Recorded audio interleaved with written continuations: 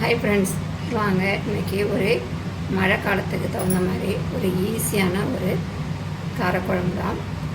நல்லா டேஸ்ட்டாக இருக்கும். காரஞ்சாரமாக மிளகு இதெல்லாம் போட்டு செய்யும்போது அது அட்டகாசமாக இருக்குங்க. இந்த குழம்பு பார்த்திங்கன்னா கொஞ்சமாக இருந்தாலே நம்மளுக்கு போதும். இது கூட சுட்ட அப்பளம் இல்லைன்னா பொரிச்ச அப்பளம் இல்லைன்னா உருளைக்கிழங்கு வச்சு சாப்பிடும்போது அவ்வளோ அருமையாக இருக்கும். பாருங்கள், அப்படியே பார்க்குறதுக்கே எவ்வளோ அழகாக இருக்குது பாருங்கள். வாங்க இது எப்படி செய்கிறதுன்னு நம்ம வீடியோக்குள்ளே போய் பார்ப்போம்.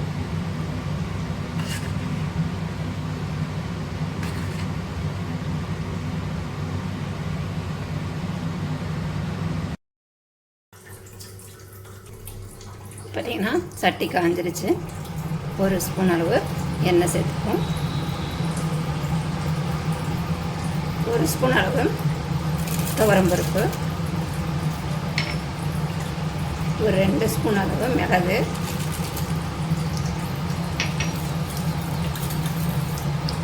ஒரு 1/2 ஸ்பூன் அளவு உளுத்தம்பருப்பு, 1/2 ஸ்பூன் அளவு ஜீரகம். இது அப்படியே நல்லா வறுத்துட்டு அரைச்சிக்கலாம்.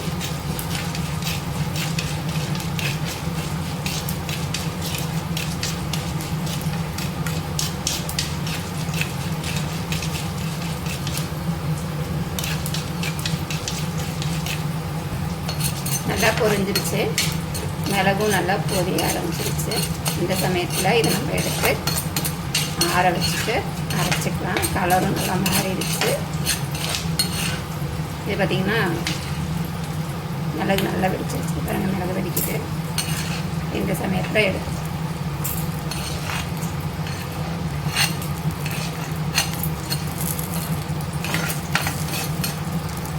இதுக்கு பார்த்திங்கன்னா நல்லெண்ணெய் சேர்த்துக்கிட்டால் தான் டேஸ்ட்டு நல்லாயிருக்கும்.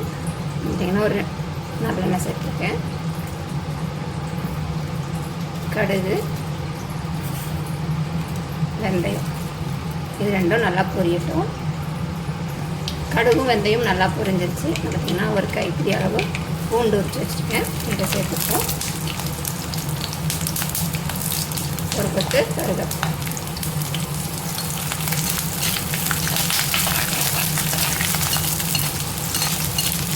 பார்த்திங்கன்னா நான் வெங்காயம், தக்காளி இதெல்லாம் சேர்க்காமல் வெறும் பூண்டு மட்டும் சேர்த்து செஞ்சுருக்கேன்.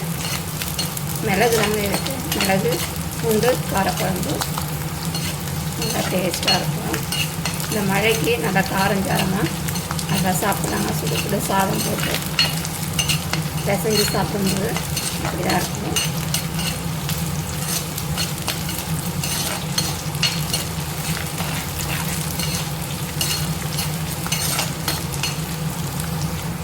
பூண்டு நல்லா வதங்கிடுச்சு. நான் பார்த்திங்கன்னா இப்போ ஒரு நெல்லிக்காய் சைஸ் அளவு புளியை கரைச்சி வச்சுருக்கேன். இது கூட சேர்த்துப்போம்.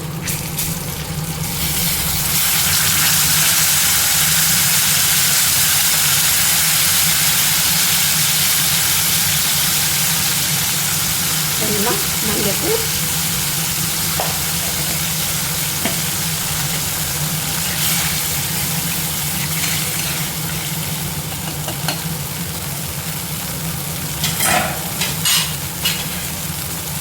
கூடவே நம்ம அரைச்சி வச்சுருக்க மசாலா.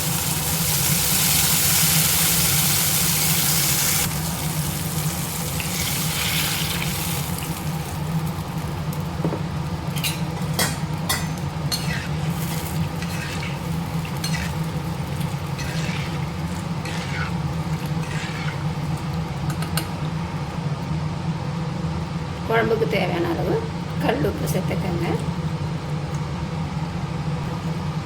நல்லா மூடி போட்டு நல்லா கொதிக்க விட்டுக்கலாம்.